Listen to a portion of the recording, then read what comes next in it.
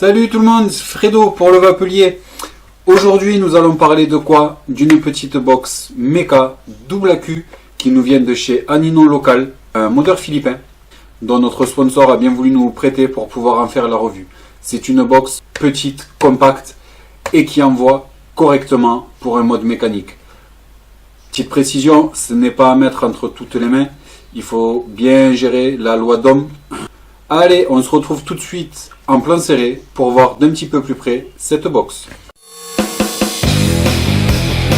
Nous revoici en plan serré pour parler de la box. Lorsque vous la recevrez, elle sera conditionnée dans une boîte en bois faite main avec le nom, le logo de la marque gravé au fer rouge. Pour l'ouvrir, rien de plus simple, on tire sur la petite fenêtre en plexiglas. On sort la box qui est protégée dans du papier bulle, dans une mousse posée au fond de la boîte. Nous sortons la box du papier bulle. Et là, nous découvrons la jolie bestiole. Donc c'est une box qui mesure 82 mm de hauteur pour 42 mm de largeur avec une profondeur de 24 mm. Donc avec les atos en 24, ça passe pile poil, c'est joli, c'est propre, c'est net. La box quant à elle pèse 220 grammes. Bien sûr, je parle du poids avec les accus. C'est une box en résine avec le logo de la marque en insert sur la face, une des faces de la box. Une platine en laiton sur la partie haute. Nous voyons son pin 510 ici, qui est réglable par filetage. Son switch. Sur la partie basse, une deuxième partie en laiton, avec une platine en cuivre qui est amovible, avec deux plots en argent. C'est avec ces plots-là que vous pourrez régler vos accus. Sur un côté de la box, nous avons deux trous de dégazage. Et sur l'autre côté, nous avons trois trous. Chaque box est faite en résine. Chaque box est unique. Vous ne croiserez pas deux box identiques. Donc sur celle-ci, on a des couleurs sur du ton bleu, blanc, noir, un peu de gris de chaque côté. La face arrière, vous le voyez, n'est pas du tout à l'identique de la face avant. Donc je vous laisse imaginer sur les autres box comment ça sort. L'avantage d'un mode mécanique, c'est que ça ne tombera jamais en panne. Même s'il y a un switch ressort, on casse le ressort, il y a toujours moyen d'avoir un ressort. On casse un aimant, il y a toujours moyen de s'en bricoler un. Ça ne tombe jamais en panne. Si vous trouvez que la box envoie moins qu'auparavant, rien de plus simple, il vous suffit juste de la démonter. Pour la démonter, c'est quoi? C'est l'histoire de deux vis à défaire. On démonte complètement la box. On va voir ça de suite. Pour la démonter, vous sortez la platine comme si vous vouliez insérer vos accus. Jusque là, rien de plus facile. Ensuite ici, nous avons deux vis. Il va juste falloir procéder à leur retrait. Coupe. Une fois les deux vis desserrées, on peut juste retirer la partie haute. Voilà notre platine haute. On retrouve nos contacteurs. Et pour la nettoyer, on va retirer la partie Andelring qui est ici.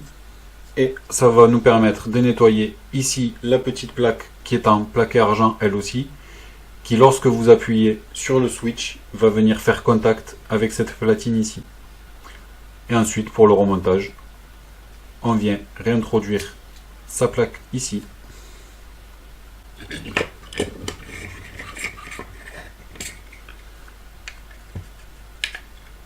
On repositionne la platine en haut. Et on procède au serrage des deux petites vis.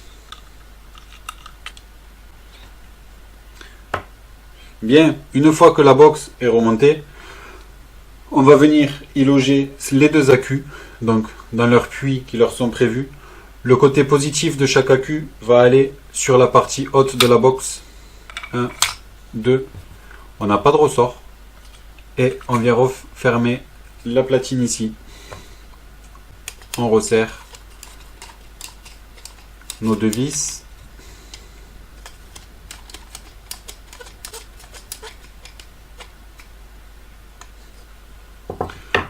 Voilà. Donc le temps pour moi de mettre un petit réservoir dessus, un petit dripper, je vais mettre. Et on se retrouve en plan large pour voir un petit peu la réactivité de cette box. A tout de suite. Nous revoilà en plan large. Je n'ai pas remis volontairement ma cloche sur le dripper pour que vous puissiez vous rendre compte de la réactivité de la box. Pour info, ma résistance c'est de l'Alien maison en nichrome. Donc j'ai une valeur de résistance de 0,20 en double coil. Et lorsqu'on appuie, ça part tout de suite. Elle a réellement une conductivité hors pair cette box. C'est magique. Un petit test.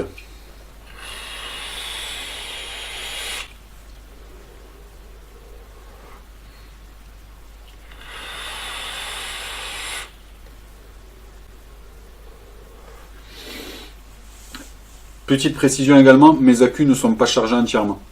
Je dois être à 3/4 des accus. Et ça continue d'envoyer pas mal.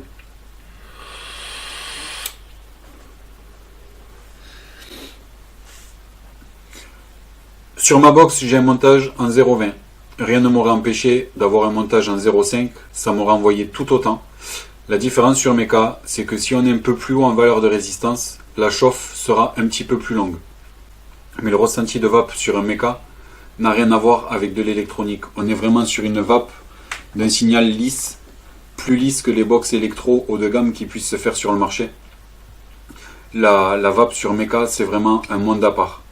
Un monde à part, pourquoi? Parce qu'il faut savoir ce que nous faisons avec nos montages. Il faut connaître nos accus par cœur pour savoir les valeurs à ne pas atteindre avec les résistances. Donc là, moi je suis en 0,20. Si on prend la loi d'Ohm, je suis safe au niveau de mes accus. Je sais que je peux vaper dessus. Je suis en parallèle, ça me prend l'ampérage des deux accus. Si on est sur un simple accu, 0,20 c'est bien. Ne tentez pas le diable à descendre en dessous si vous ne savez pas ce que vous faites. Sur matériel original, bien entendu, je n'ai rien contre les clones, mais les matériaux utilisés ne sont pas les mêmes que sur les produits originaux. C'est là que s'explique la différence de tarif entre un mode mécanique original et un mode mécanique clone. Il faut bien avoir une différence quelque part.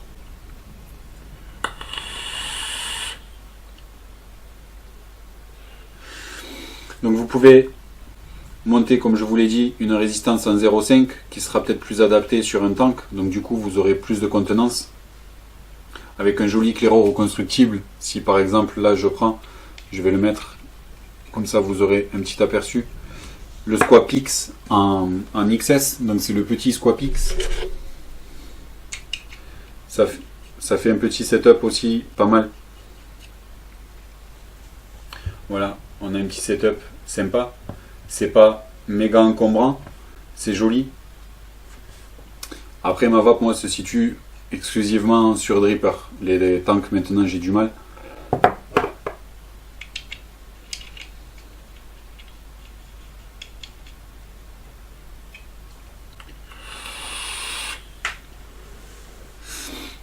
C'est vraiment une vape que j'adore, vraiment.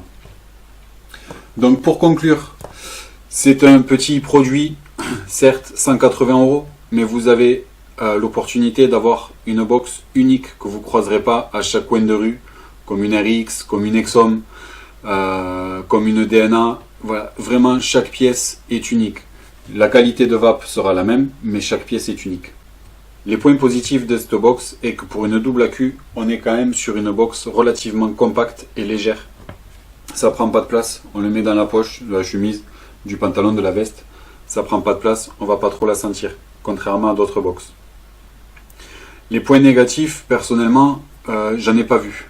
C'est pas parce que je l'utilise, mais j'ai pas de points négatifs à donner sur cette box là. Donc c'est en toute logique qu'elle obtienne une note de 4,6. Ça fait donc partie d'un top mode sur le vapelier. Elle aurait été un minimum de 4,4, je lui mettais moi le top mode parce que c'est vraiment un bon produit.